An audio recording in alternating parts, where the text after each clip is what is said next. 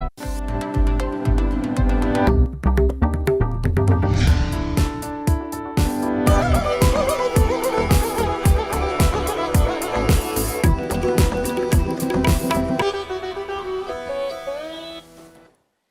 दुनिया में सबसे पावरफुल चीज क्या है? थॉट्स, आपके विचार। विचार किसी भी समाज और देश की तरक्की की सीढ़ी होते हैं।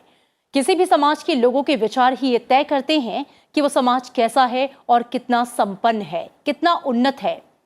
आज का शुभ विचार ही कल के चरित्र निर्माण का कारण बनता है। अगर आपके विचार उन्नत हैं, प्रगतिशील हैं, तो आपके आगे बढ़ने से कोई रोक नहीं सकता। जी, आपका विचार जितना प्रेरणादायक होगा, आपका दिन उतना ही अच्छा जाएगा।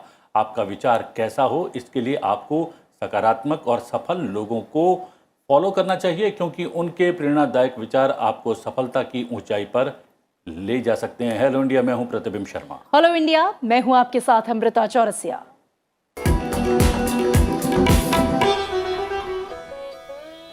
और प्रतिबिंब, चलिए आगाज करते हैं। सबसे पहले अपने दर्शकों को बताते हैं कि आज हेलो इंडिया में हाइलाइट्स क्या हैं। संसद के मॉनसून सत्र का पहला दिन, इसके अलावा तमाम खबरें।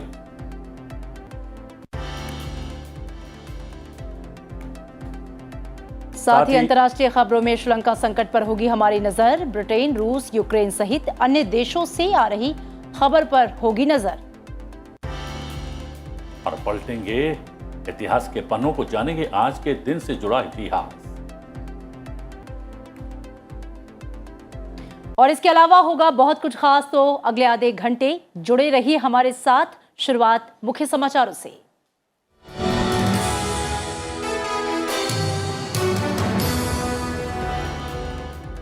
सोमवार को संसद का मॉनसून सत्र शुरू हुआ। राज्यसभा में नवनिर्वाचित 28 नए सदस्यों ने शपथ ली। राज्यसभा की कार्रवाई मॉनसून सत्र के पहले दिन करीब 1 घंटे के अंदर ही विभिन्न मुद्दों पर विपक्षी सदस्यों के अवरोध के कारण दिन भर के लिए स्थगित कर दी गई। वहीं सत्र के पहले दिन लोकसभा में 4 नए सदस्यों ने शपथ ली। पीठासीन सभापति ने विपक्षी सदस्यों की नारेबाजी के बीच ही आवश्यक कागजात सदन के पटल पर रखवाए। इस दौरान कानून मंत्री किरेन रिजिजू ने कुटुंब न्यायालय संशोधन विधेयक 2022 पेश किया। सदन में कई विपक्षी दलों के सदस्यों ने सेना में भर्ती की अग्निपथ योजना और महंगाई समेत अन्य विषयों को लेकर सदन में अवरोध किया, जिस कारण कार्यवाही दिन भर के लिए स्थगित कर दी गई। उपराष्ट्रपति चुनाव के लिए विपक्षी उम्मीदवार मार्गरेट आल्वा आज पर्चा भरने वाली हैं। सोमवार को उपराष्ट्रपति चुनाव के लिए एनडीए उम्मीदवार जगदीप धनखड़ ने पर्चा भरा। इस दौरान प्रधानमंत्री समेत एनडीए के कई वरिष्ठ नेता मौजूद रहे। राष्ट्रपति चुनाव के लिए संसद और देश के सभी राज्यों की विधानसभाओं में मतदान हुआ। चुनाव आयोग ने कहा कि सोमवार को सुबह 10 बजे से शाम 5 बजे के बीच संसद भवन और राज्य विधानसभाओं के 30 केंद्रों सहित 31 स्थानों पर मतदान हुआ। सोमवार रात से राज्यों से मतपेटियां राष्ट्रीय राजधानी में पहुंचना शुरू हो गई और संभवतः सभी मतपेटियां दोपहर तक संसद भवन पहुंच जाएंगी। 21 जुलाई को मतगणना के बाद परिणाम जारी होगा। केंद्र सरकार ने श्रीलंका संकट पर आज सर्वदलीय बैठक बुलाई है। बैठक में केंद्रीय मंत्री निर्मला सीतारमण और एस जयशंकर वहां की स्थिति के बारे में जानकारी देंगे। संसद के मॉनसून सत्र से पहले 17 जुलाई को बुलाई गई सर्वदलीय बैठक के दौरान तमिलनाडु के दलों द्रमुक और अन्ना द्रमुक ने भारत से पड़ोसी देश के मामले में हस्तक्षेप करने की मांग की थी, जो एक बड़े आर्थिक संकट का सामना कर रहा है। 16वें दौर की भारत चीन कोर कमांडर स्तर की बैठक 17 जुलाई को भारत की तरफ चुशुल मोल्दो सीमा मिलन स्थल पर हुई। दोनों पक्षों ने पश्चिमी क्षेत्र में एलएसी के मुद्दों के समाधान के लिए रचनात्मक और दूरदर्शी तरीके से चर्चा की। पूर्वी लद्दाख विवाद पर सैन्य वार्ता पर भारत चीन संयुक्त बयान के मुताबिक दोनों पक्षों के बीच खुले रूप से एवं गहराई से विचारों का आदान प्रदान हुआ। दोनों पक्षों ने फिर से ये पुष्टि की है कि शेष मुद्दों के समाधान से पश्चिमी क्षेत्र में एलएसी के साथ शांति बहाल करने में मदद मिलेगी और द्विपक्षीय संबंधों में प्रगति की जाएगी। दोनों पक्ष पश्चिमी क्षेत्र में जमीन पर सुरक्षा और स्थिरता बनाए रखने पर सहमत हुए। बीते दिनों यात्री विमानों में तकनीकी खराबी के चलते आपात लैंडिंग के मामलों में जबरदस्त बढ़ोतरी के बाद नागरिक उड्डयन महानिदेशालय ने सख्ती दिखाई है। डीजीसीए के अफसरों ने हाल ही में कई फ्लाइट्स में स्पॉट चेकिंग की और पाया कि डिपार्चर से पहले विमानों को प्रमाणित करने वाले इंजीनियरिंग कर्मियों की अपर्याप्त संख्या है। इसके साथ ही डीजीसीए ने निर्देश जारी किए कि किसी भी एयरलाइंस के विमान को बेस या एयरपोर्ट से तभी उड़ान भरने की इजाज़त दी जानी चाहिए जब उस संस्थान लाइसेंस प्राप्त स्टाफ ने अपनी और उसकी सुरक्षा को लेकर मंजूरी ले ली हो। महानिदेशालय ने आदेश का पालन 28 जुलाई तक शुरू करने के निर्देश भी जारी किए हैं। केंद्रीय स्वास्थ्य मंत्रालय ने सोमवार को देश में मंकी पॉक्स के 2 मामले सामने आने के बाद हवाई अड्डों और बंदरगाहों पर भारत आने वाले अंतर्राष्ट्रीय यात्रियों की स्वास्थ्य जांच के कदमों की समीक्षा की। इसके बाद केंद्र सरकार ने सभी अंतर्राष्ट्रीय यात्रियों के प्रवेश बिंदुओं पर सख्त स्वास्थ्य जांच की सलाह दी है। प्रधानमंत्री नरेंद्र मोदी ने NIIO की संगोष्ठी स्वावलंबन को संबोधित किया। प्रधानमंत्री ने कहा कि भारतीय सेनाओं में आत्मनिर्भरता का लक्ष्य 21वीं सदी के भारत के लिए बहुत आवश्यक है। उन्होंने कहा कि बीते 8 वर्षों में हमने सिर्फ रक्षा क्षेत्र का बजट ही नहीं बढ़ाया है, ये बजट देश में ही रक्षा विनिर्माण पारिस्थितिकी तंत्र के विकास में भी काम आए, ये भी सुनिश्चित किया है। इस दौरान पीएम ने इस क्षेत्र में हो रहे अभिनव कार्यों के पहलुओं को प्रदर्शित करने वाली एक प्रदर्शनी भी देखी। सरकार ने एमएसपी और किसानों की अन्य मांगों को लेकर एक कमेटी का गठन किया है। कृषि और किसान कल्याण मंत्रालय ने बताया कि जीरो बजट आधारित कृषि को बढ़ावा देने, फसल का पैटर्न बदलने और न्यूनतम समर्थन मूल्य को ज्यादा असरदार व पारदर्शी बनाने के लिए एक समिति का गठन किया गया है। समिति न्यूनतम समर्थन मूल्य प्रणाली को मजबूत करने के उपाय सुझाएगी। और चलिए अब नजर डाल लेते हैं राज्यवार सुर्खियों पर। केरल के सीएम पिनराई विजयन के विमान विवाद मामले में इंडिगो एयरलाइन के 3 लोगों की यात्रा करने पर 1 साल का बैन लगाया गया है। इंडिगो ने एलडीएफ संयोजक ईपी जयराजन और युवा कांग्रेस के 2 कार्यकर्ताओं पर एक तय अवधि के लिए उसके विमान में यात्रा करने पर प्रतिबंध लगा दिया। कंपनी ने विमान में हाथापाई करने के मामले में ये प्रतिबंध लगाया है। इस विमान में केरल के मुख्यमंत्री पिनराई विजयन भी सवार थे। उद्धव ठाकरे के नेतृत्व वाली शिवसेना को झटका देते हुए वरिष्ठ नेता और महाराष्ट्र के पूर्व मंत्री रामदास कदम ने सोमवार को पार्टी से इस्तीफा दे दिया। महाराष्ट्र के पूर्व मुख्यमंत्री ठाकरे को पत्र लिखकर कदम ने शिवसेना नेता के तौर पर इस्तीफा दिया। कदम भारतीय जनता पार्टी शिवसेना 2014-19 की गठबंधन सरकार में पर्यावरण मंत्री थे, लेकिन नवंबर 2019 में ठाकरे की अगुवाई में महाविकास अघाड़ी सरकार बनी तो कदम को मंत्री पद नहीं दिया गया और वो तब से नाराज बताए जा रहे हैं।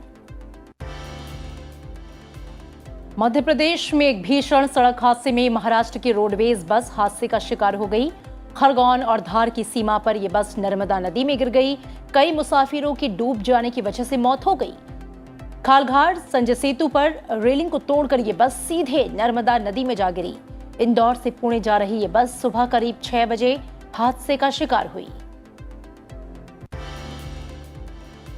सुप्रीम कोर्ट ज्ञानवापी में शिवलिंग के कथित तौर पर भारतीय पुरातत्व सर्वेक्षण द्वारा पूजा दर्शन, जीपीआर सर्वेक्षण और कार्बन डेटिंग की मांग वाली याचिका पर सुनवाई करने पर सहमत हो गया है। अदालत के आदेश पर पहले कराए गए सर्वेक्षण के दौरान ज्ञानवापी मस्जिद के वजूखाना क्षेत्र में शिवलिंग खोजा गया था। हाईकोर्ट ने 20 मई को ज्ञानवापी मस्जिद में पूजा के अधिकार की मांग करने वाले हिंदू पक्षों द्वारा वाद की कार्रवाई वाराणसी के जिला न्यायाधीश को स्थानांतरित कर दी थी। हालांकि शीर्ष अदालत ने 17 मई के अंतरिम आदेश में शिवलिंग की सुरक्षा का निर्देश जारी किया था। देश में मंकी पॉक्स के दूसरे मामले की पुष्टि हुई है। दूसरा केस भी केरल में मिला है। राज्य की स्वास्थ्य मंत्री वीना जॉर्ज ने कहा कि कुन्नूर में 31 वर्षीय शख्स में मंकी पॉक्स की पुष्टि हुई। उन्हें परियाराम मेडिकल कॉलेज में भर्ती कराया गया है, जहां उनकी स्वास्थ्य स्थिति ठीक है। उनके संपर्क में आने वालों पर निगरानी रखी जा रही है। स्वास्थ्य विभाग के मुताबिक जिस शख्स में मंकी पॉक्स की पुष्टि हुई उसने दुबई की यात्रा की थी। जम्मू कश्मीर पुलिस ने जम्मू और राजौरी जिलों में लश्कर-ए-तैयबा के एक आतंकी नेटवर्क का भंडाफोड़ करने का दावा करते हुए प्रतिबंधित संगठन के 7 सदस्यों को पकड़ा है। पुलिस के अनुसार लश्कर-ए-तैयबा के 3 मॉड्यूलों का भंडाफोड़ होने के बाद जम्मू में आतंकवाद के ज्यादातर मामलों को सुलझा लिया गया है।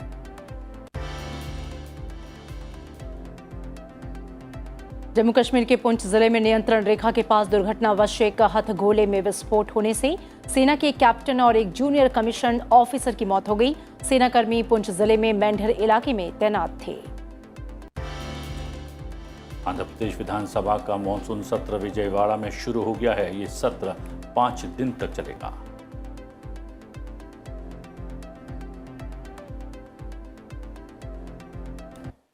और अब अंतर्राष्ट्रीय समाचार।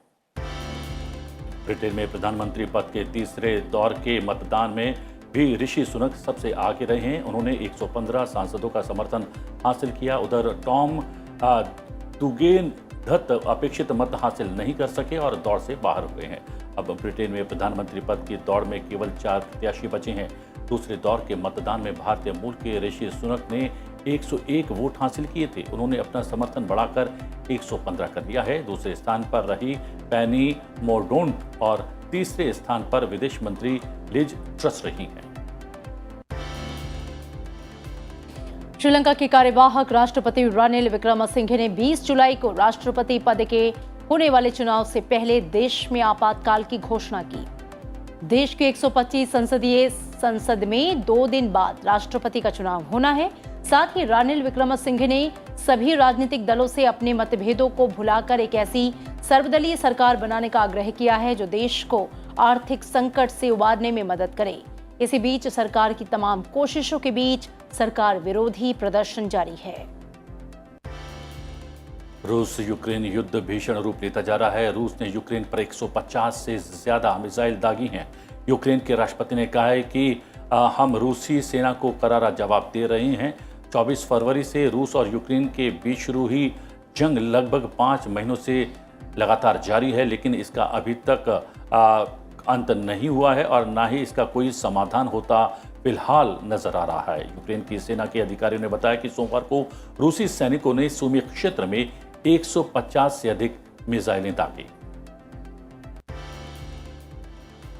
अमेरिका उन्नत उपग्रहों को विकसित करने के लिए 1.3 बिलियन अमेरिकी डॉलर खर्च करेगा, जो कि हाइपरसोनिक मिसाइल खतरों को बेहतर ढंग से ट्रैक करने में सक्षम होंगे।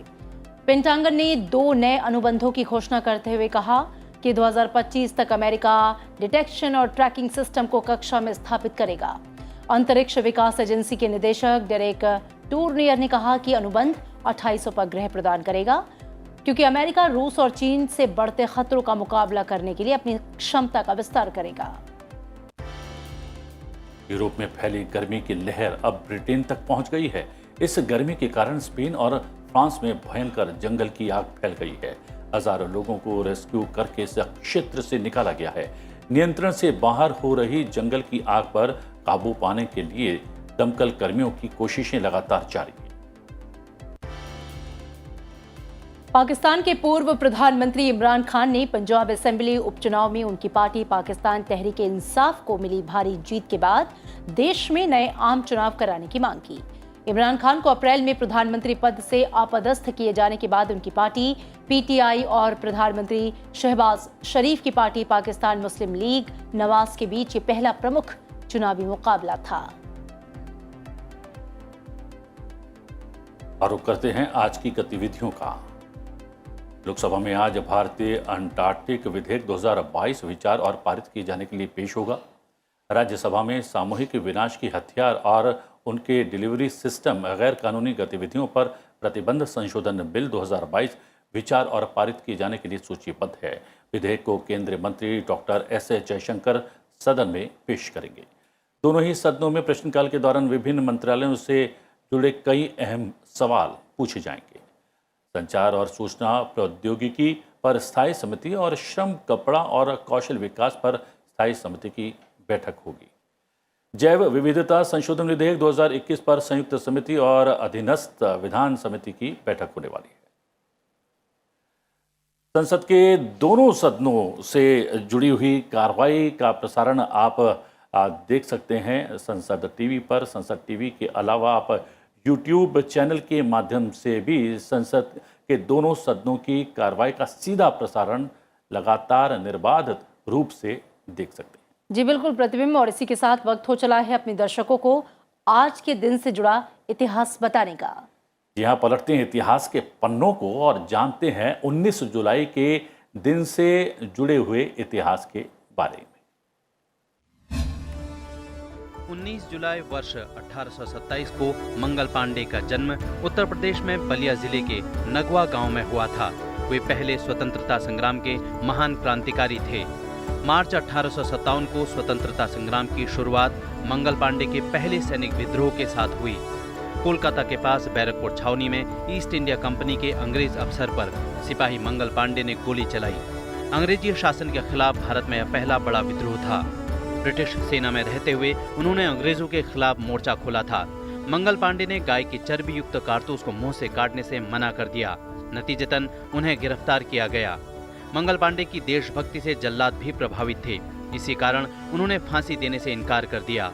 उसके बाद कलकत्ता से जल्लाद बुलाए गए और 8 अप्रैल की सुबह बैरकपुर के परेड ग्राउंड में पहले स्वतंत्रता संग्राम के नायक मंगल पांडे को फांसी दी गई। 19 जुलाई वर्ष 1969 में देश के 14 बैंकों का राष्ट्रीयकरण किया गया था। लगभग 50 करोड़ रुपए से ज्यादा की पूंजी वाले निजी बैंकों का तत्कालीन प्रधानमंत्री इंदिरा गांधी ने राष्ट्रीयकरण किया। इसी तरह अप्रैल 1980 में निजी क्षेत्र के 6 और बैंकों का राष्ट्रीयकरण किया गया।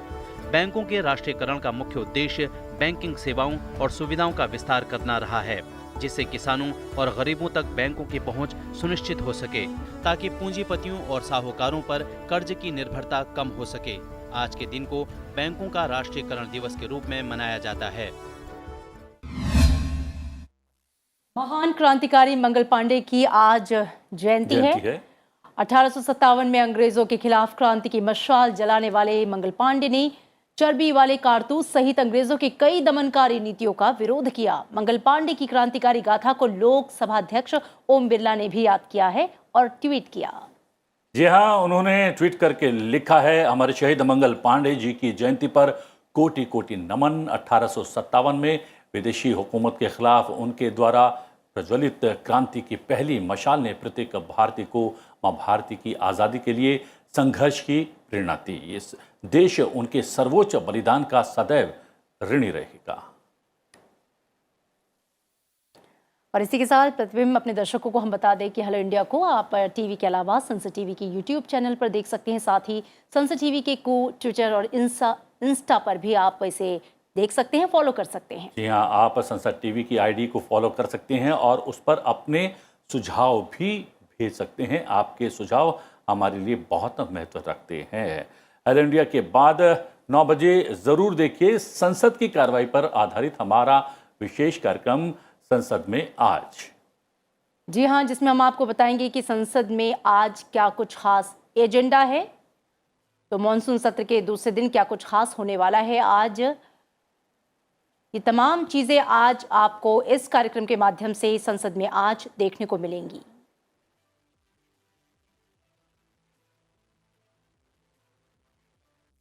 और फिलहाल हमारी खास पेशकश में इतना ही, लेकिन चलते चलते आपको छोड़े जाते हैं भूपेंद्र सिंह के यादगार गीतों के साथ, जिनका सोमवार शाम निधन हो गया। जी हाँ, आपको बता दें कि 82 वर्षीय गायक का जन्म 6 फरवरी 1940 को पंजाब के अमृतसर में हुआ था। सिंह को मौसम, सत्ते पे सत्ता, आहिस्ता आहिस्ता, दूरियां, हकीकत और कई अन्य फिल्मों में उनके यादगार गीतों के लिए आज भी याद किया जाता है। जी हाँ, भूपेंद्र सिंह के निधन पर प्रधानमंत्री नरेंद्र मोदी और लोकसभा अध्यक्ष ओम बिरला ने ट्वीट कर शोक व्यक्त किया है। संसद टीवी भी उन्हें श्रद्धांजलि देता है और चलते चलते आपको छोड़े जाता है भूपेंद्र सिंह के यादगार गीतों के साथ। इसी के साथ हमें दीजिए इजाजत। नमस्कार। नमस्कार।